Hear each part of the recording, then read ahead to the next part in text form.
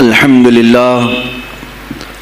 لله الحنان المنان الذي خلق الإنسان وعلمه البيان والصلاة والسلام على رسوله سيد الإنس والجان وعلى آله وأصحابه ذوي الخير والإحسان أما بعد فأعوذ بالله من الشيطان الرجيم بسم الله الرحمن الرحيم ألا إن أولياء الله لا خوف عليهم ولا هم يحزنون الذين آمنوا وكانوا يتقون لهم البشرى في الحياة الدنيا وفي الآخرة لا تبديل لكلمات الله ذلك هو الفوز العظيم صدق الله مولانا العظيم وبلغنا رسوله النبي الأمين المتين المختار الكريم ونحن على ذلك من الشاهدين والشاكرين والحمد لله رب العالمین۔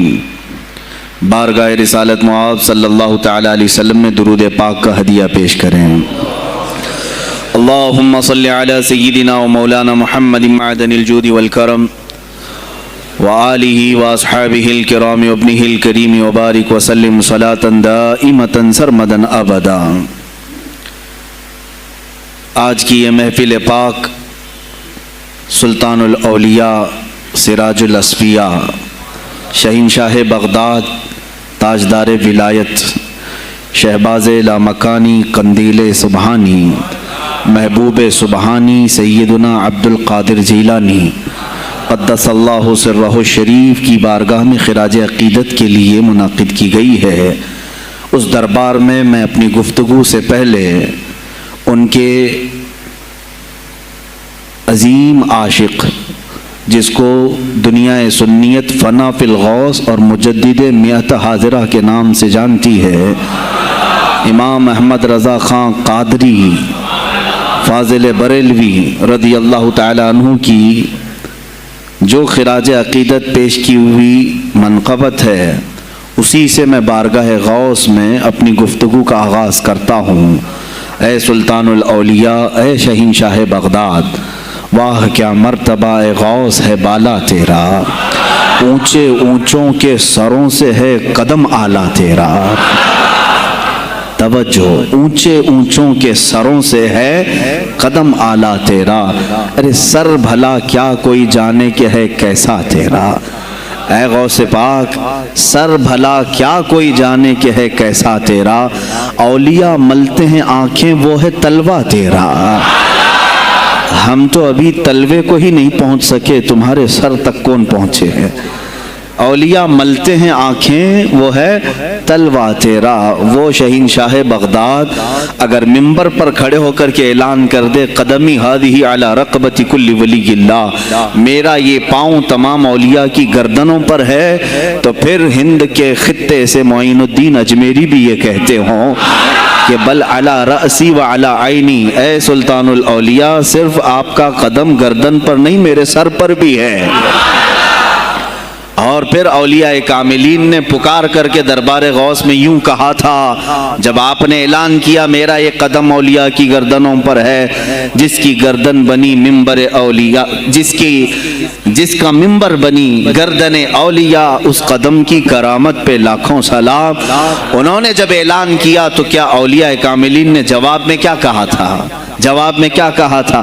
غوث پاک نے جب بغداد سے پکارا تو پورے مشرق و مغرب شمال و جنوب کے اولیاء نے یوں کہا تھا، یہ دل یہ جگر ہے، یہ آنکھیں یہ سر ہے۔ یہ دل یہ جگر ہے، یہ آنکھیں یہ سر ہے، جہاں چاہو رکھو قدم غوث اعظم۔ گردن ہی کیا ہے، یہ دل ہے، یہ جگر ہے، یہ آنکھیں ہیں، یہ سر ہے، آپ کی مرضی جہاں ہو میرے آقا آپ قدم رکھتے ہیں، جہاں چاہو رکھو قدم غوث اعظم۔ عزیزان گرامی وقار، تاجدار بریلی نے شہنشاہ بغداد کی بارگاہ میں پیش اس طرح سے کیا کہ جو ولی قبل ہوئے یا بعد ہوئے سب ادب رکھتے ہیں دل میں میرے آقا تیرا، سارے اقطاب جہاں کرتے ہیں کعبے کا طواف، کعبہ کرتا ہے طواف در والا تیرا۔ اے شہنشاہ بغداد، تیری میری قسمت کی قسم کھائیں سگانے بغداد، ہند میں رہ کے بھی دیتا رہوں پہرا تیرا۔ ہند میں رہ کے بھی دیتا رہوں پہرا تیرا۔ سرکار بغداد کی بارگاہ میں پھر استغاثہ کرتے ہوئے اعلیٰ حضرت بریلوی رحمۃ اللہ تعالی علیہ یوں عرض کرتے ہیں، اے شہین شاہ بغداد، تجھ سے در، در سے سگ، اور سگ سے ہے مجھ کو نسبت، میری گردن میں بھی ہے دور کا ڈورا تیرا۔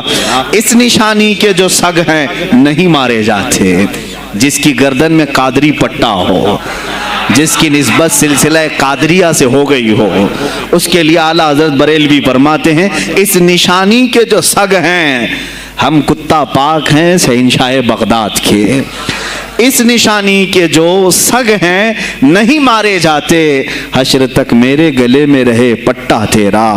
اور اے سننے والو، میں نے اپنے آپ کو سگ کہا، کتا کہا، تو کہیں تم اس خیال میں نہ آ جانا کہ کتا معمولی ہوتا ہے۔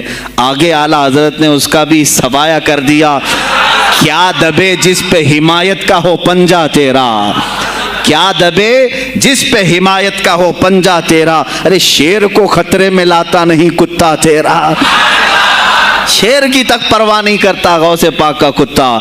تو میں نے اپنے آپ کو کتا کہا تو اس بھول میں نہ رہ جانا کہ کتے کو کوئی بھی مار لے جائے گا، اٹھا لے جائے گا۔ ہم نے کہا ہے دربار غوث کا کتا جو شیر کو بھی خطرے میں نہیں لاتا ہے۔ عزیزان گرامی وقار، بارگاہ غوث میں جو جھوم کر کے اشعار امام احمد رضا خان فاضل بریلوی رحمۃ اللہ تعالی علیہ نے بیان کیے ہیں، وہی ہماری گفتگو کا خلاصہ بھی ہیں۔ سرکار بغداد سیدنا عبد القادر جیلانی رضی اللہ تعالیٰ عنہ، یقیناً آپ کے ولی کامل ہونے پر تقریباً پوری امت کا اتفاق ہے۔ اتفاق کا مطلب صرف بریلویوں کا نہیں، دیوبندی بھی مانتے ہیں، اہل حدیث بھی مانتے ہیں، شیعہ بھی مانتے ہیں۔ غوث پاک رضی اللہ تعالیٰ عنہ کی ولایت سے ان میں سے کسی کا انکار نہیں۔ آج بھی بغداد میں جائیں، لنگر بٹ رہا ہوتا ہے، شیعہ بھی کھا رہے ہیں۔ غوث پاک رضی اللہ تعالیٰ عنہ کا لنگر آج بھی بٹ رہا ہے۔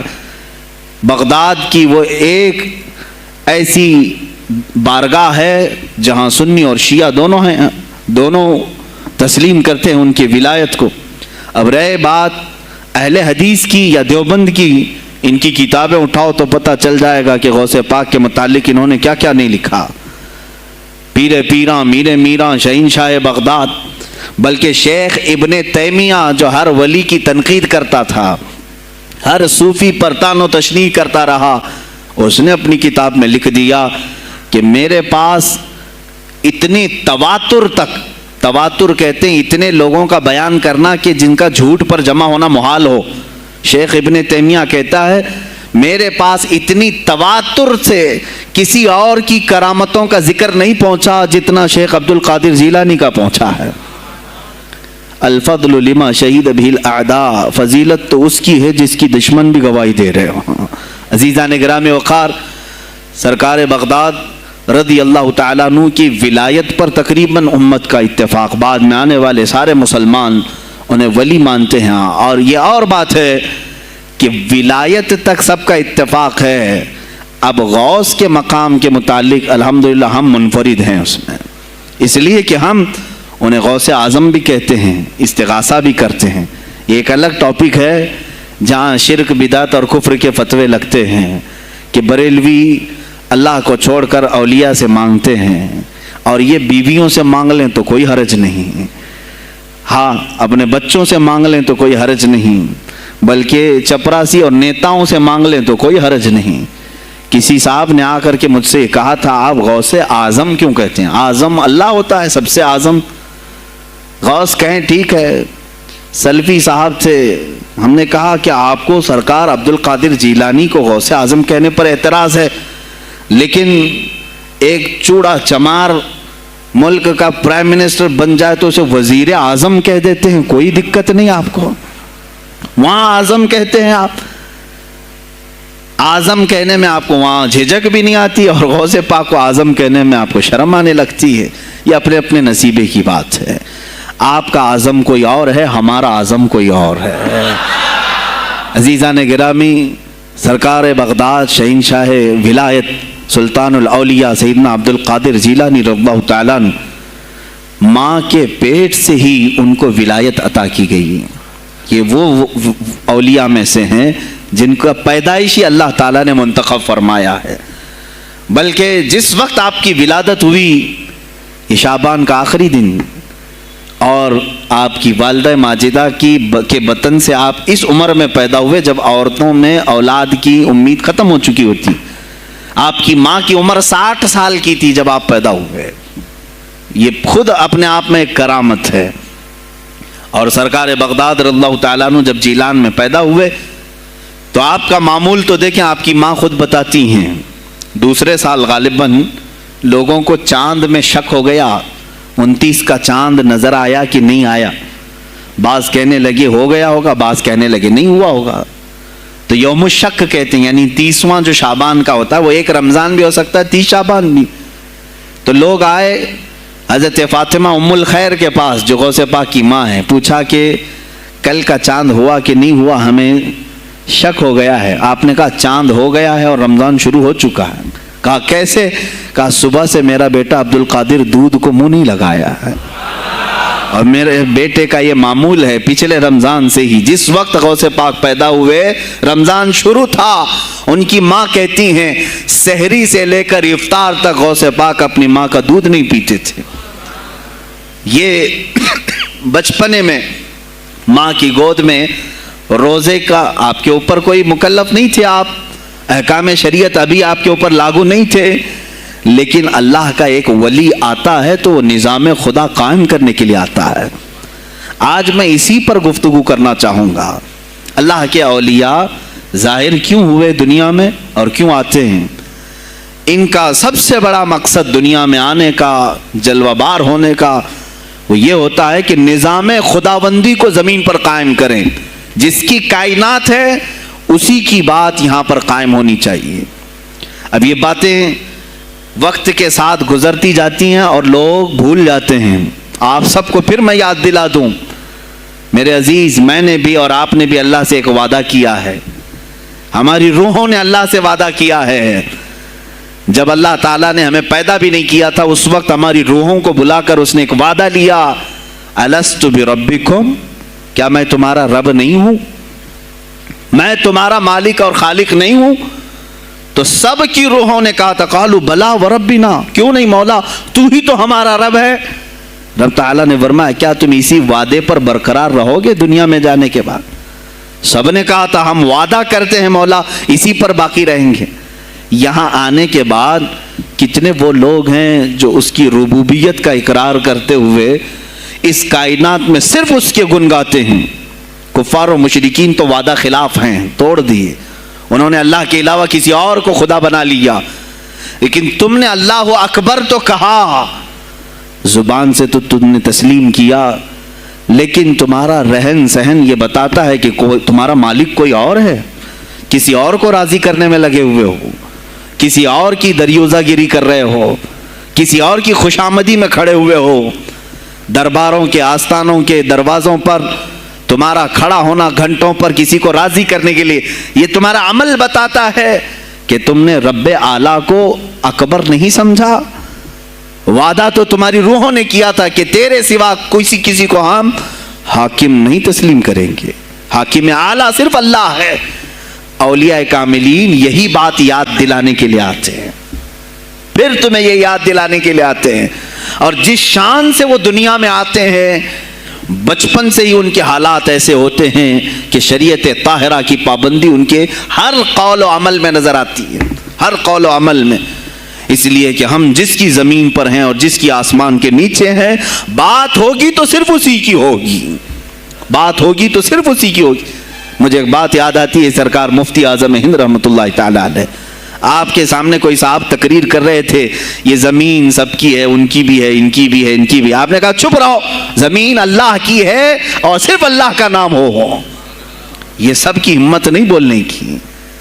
زمین اللہ کی ہے اور اللہ ہی کا یہاں پر اللہ ہی کی بولی بولی جائے، اسی کے لیے زیب دیتا ہے. جس کے گھر میں رہ رہے ہو اسی کی بات کرو.